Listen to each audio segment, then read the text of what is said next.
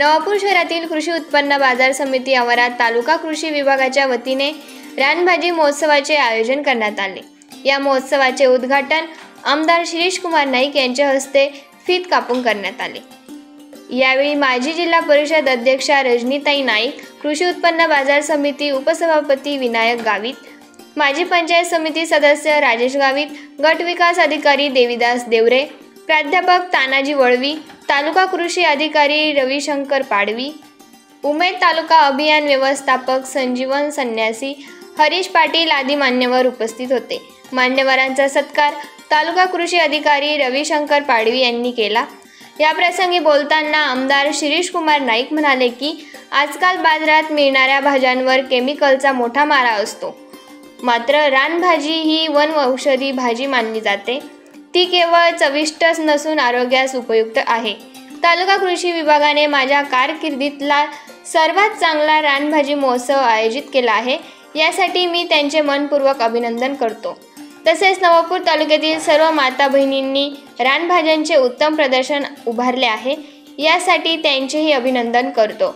यानंतर तालुका कृषी अधिकारी रविशंकर पाडवी यांनी रानभाज्यांचे महत्त्व, त्यांचे पौष्टिक मूल्य व पारंपरिक पद्धतीने होणारे उपयोग याविषयी मार्गदर्शन केले।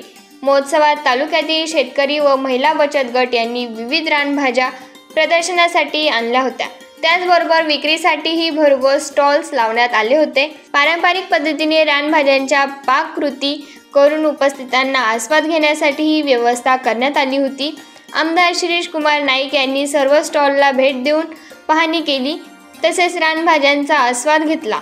या उपक्रमामुळे स्थानिक शेतकरी व महिला बचत गटांना प्रोत्साहन मिळाले असून नव्या पिढीमध्ये रानभाज्यांविषयी जागरूकता निर्माण झाली।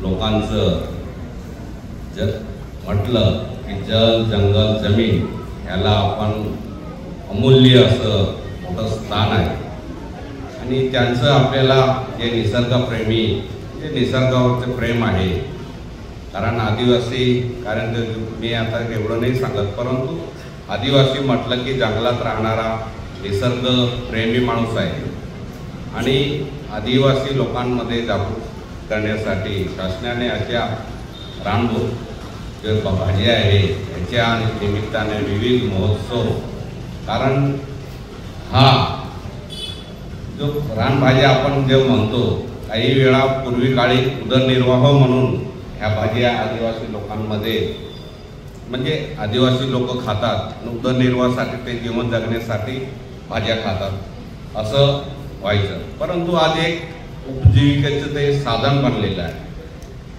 कारण कुठेही गेलो तरी आता आपण मोठ्या शहरामध्ये असू, खेडेगावामध्ये असू, कारण जिथे जिथे आपण भाज्या असतील किंवा काय असतील ह्याच्यावरती सगळं केमिकलचा मारा असतो, परंतु रानभाज्या अशा आहे की ज्या नैसर्गिक, म्हणजे आपल्याला म्हणतो वन औषधी म्हणून त्या कामाला येत आहे।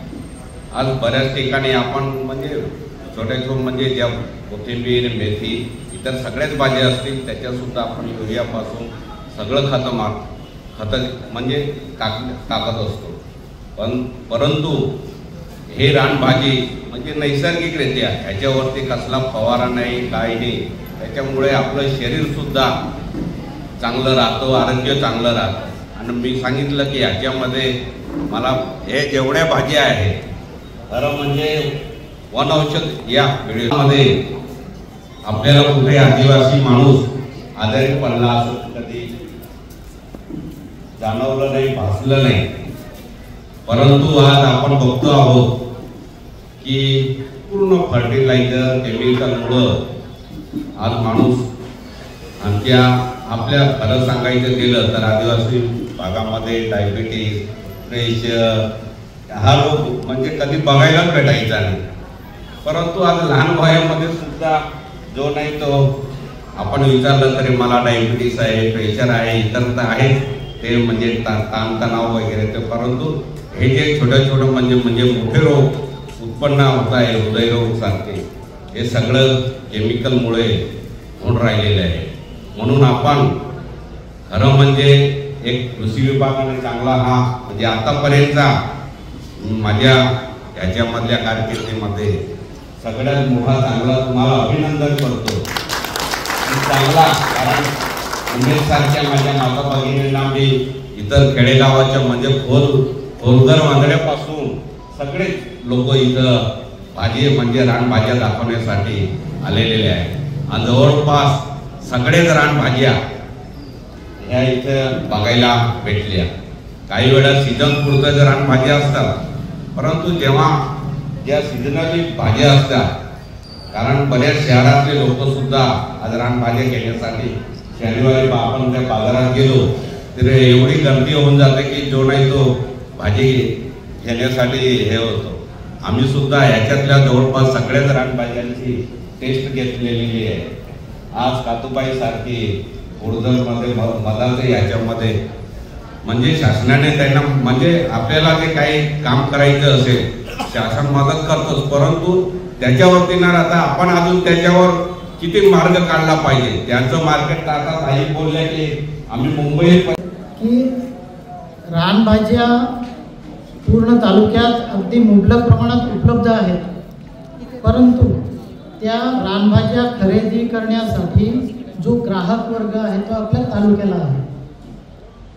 म्हणजे आज सर्वसामान्य शेतकरी कुटुंबात आठवड्यातनं कमीत कमी 2 वेळा तरी रानभाजीची भाजी असते, परंतु शहरात राहणारा जो कर्मचारी वर्ग आहे, जो व्यापारी वर्ग आहे, त्यांच्यापर्यंत आपण जर रानभाजीचं महत्त्व पटवून देऊ शकलो आणि त्यांच्यासाठी ज्या आज रेसिपी तयार करून आणलेल्या आहेत त्या जर आपण त्यांना चाखायची किंवा आस्वाद घ्यायची जर त्यांना संधी उपलब्ध करून दिली तर अशा गोष्टीची मागणी वाढेल आणि पर्यायाने आपल्या तालुक्यातल्या सर्वसामान्य शेतकऱ्याला 2 पैसे जास्तीचे मिळू शकतील. हा यामागचा उद्देश आहे. आणि म्हणून आपण काय केलं की 2 दिवस 17 आणि 18 तारखेला आपण पूर्ण नवापूर शहरात रिक्षाच्या माध्यमातून आपण प्रचार प्रसार केला आणि हे असं पहिल्यांदा होत आहे. याआधी अशा प्रकारचा प्रसार करण्यात आलेला नव्हता, कारण ग्राहक महत्त्वाचा आहे आपल्यासाठी आणि ग्राहकापर्यंत आपल्याला जर पोचायचं असेल तर त्यांच्यात जाणीव जागृती निर्माण झाली पाहिजे. त्यांना कळलं पाहिजे की अशा प्रकारच्या इतक्या विविध प्रकारच्या पोषणाने भरपूर विविधतेने भरपूर अशा भाज्या आपल्याकडे उपलब्ध आहेत. आणि आपण बघितलंच की जवळपास 25 ते 30 प्रकारच्या विविध भाज्या आपल्याला आज इथे उपलब्ध आहेत. आमच्या उमेदच्या काही महिला भगिनींनी त्या खास जास्तीच्या जुड्या करून पण आणलेल्या आहेत. लहान लहान जुड्या आपल्याला 10-15 रुपयाला कोणी मागणी केली तर ते आपल्याला विकत देता येईल. आणि काही भगिनींनी अतिशय चांगल्या प्रकारच्या रेसिपी तयार करून आणलेल्या आहेत की ज्या इथल्या सर्वसामान्य. हॅलो नवापूर न्यूजसाठी संपादक प्रमेंद्र पाटील, नवापूर, नंदुरबार.